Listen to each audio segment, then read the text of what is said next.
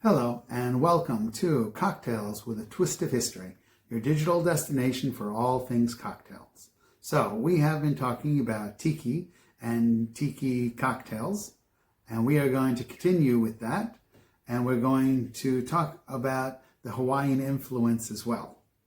So we know that the bamboo and tropical restaurants were very popular in the United States in the early 1930s, but it was really Don the Beachcomber and Trader Vic that launched it to make it the experience.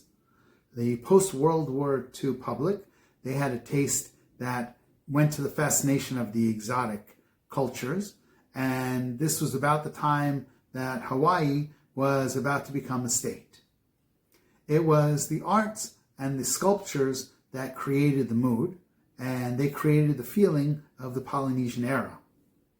For this, they needed natural props, they needed ship models, the pufferfish, the beachcomber lamps. This all became the decor.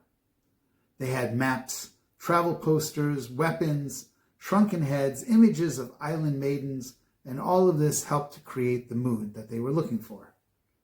What I found interesting was that both Don the Beachcomber and Trader Vic were very secretive about their cocktails. The bartenders would have recipes that said, add 2 parts of zombie syrup or syrup number 5. The syrups were all fresh, but they were made in secret. This meant that only a few people knew the secret to the whole magic.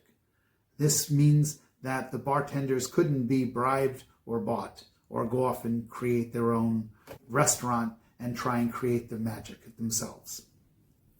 Another very interesting idea about Tiki is that they opened up in Hawaii. The idea of Tiki was to transport a person to a tropical paradise. You would think that in Hawaii you were already in a tropical paradise. I think that this proves my idea that it was still the fantasy that they were supplying, even in the tropics.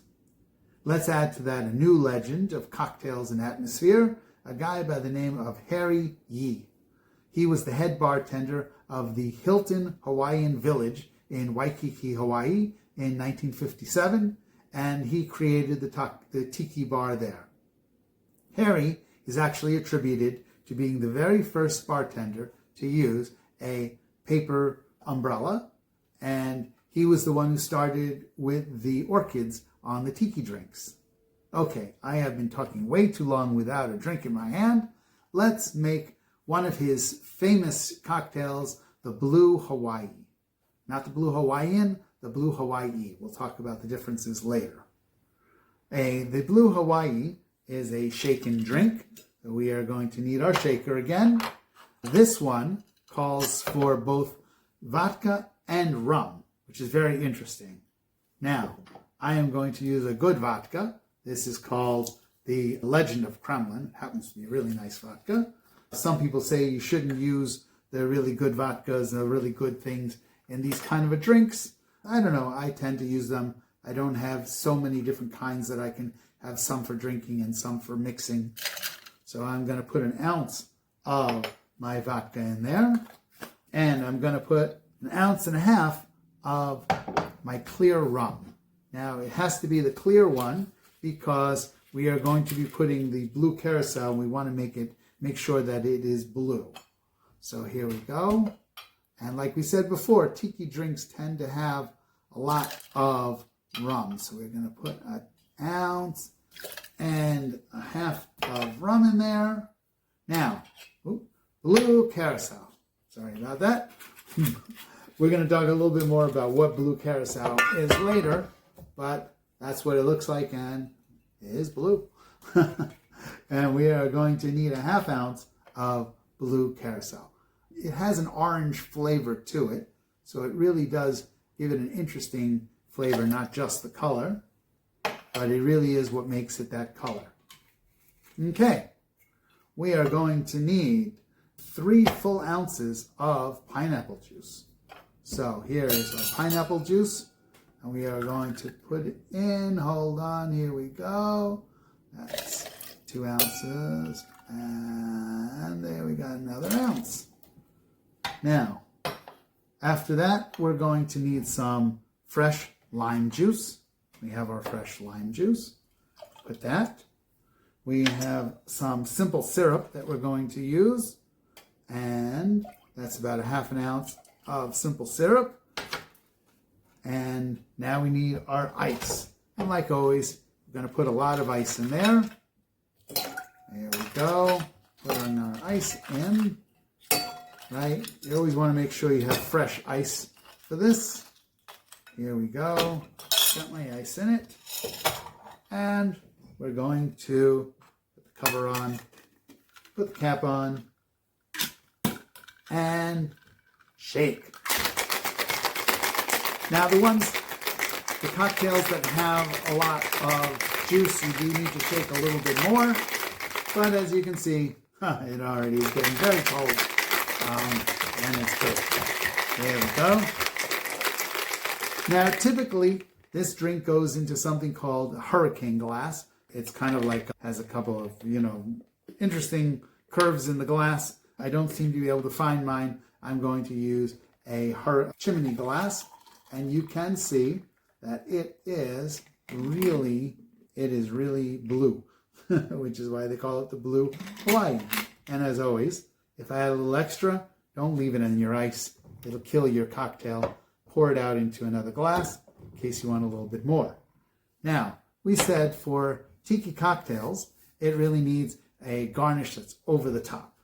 And very often they're used, since it has pineapple juice in it, there has pineapple fronds.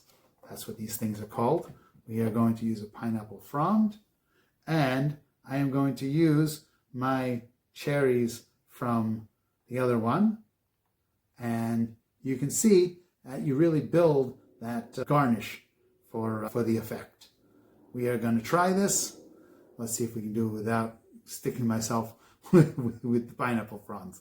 There we go. Cheers. Ooh, that is a really nice cocktail. That is really, really good. Could use a little bit more alcohol for me, but it is really nice. Okay. Very often, by the way, there has pebble ice in there, which is that little ice. Okay. Oh, wait, sorry. I forgot to garnish it. It's a Harry Yee cocktail. It's got to have the umbrella. So there we go. There we go. Cheers. It is usually served on the rocks, which means you put the ice in it. There are a lot of variations of this, but obviously they're all blue.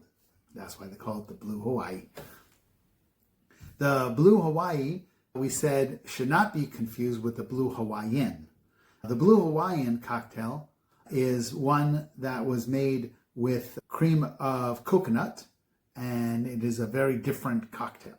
The Blue Hawaii cocktail was the one that was made by Harry Yee, and he made it when a sales representative of the Dutch distiller called Bols, which is still around today, he came to them and said, I want you to design a drink with our new thing called Blue Curaçao.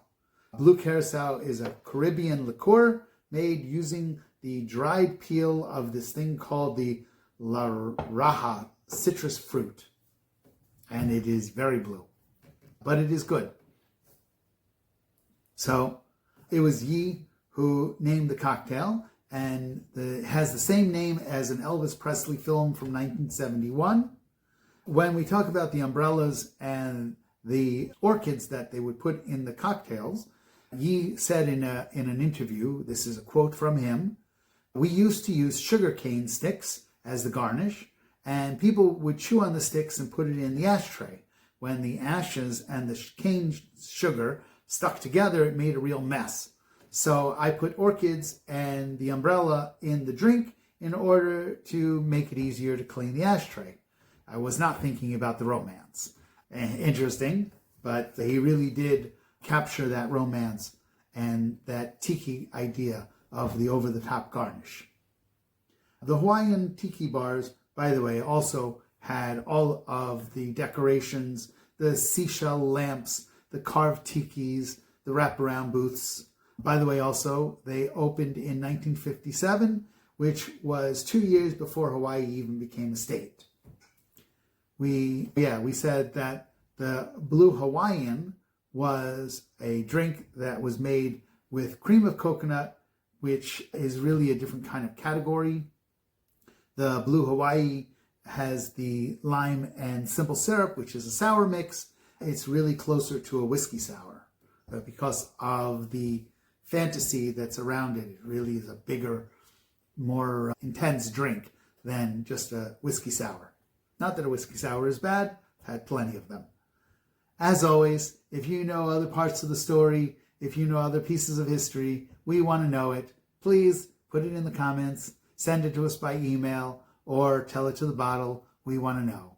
Also, please, we want you to like, we want you to subscribe, we want you to follow whatever it is. Put something in the comments. We want to know that you're out there. Send a link to a friend so that we can bring you more of Cocktails with a Twist of History. Thank you.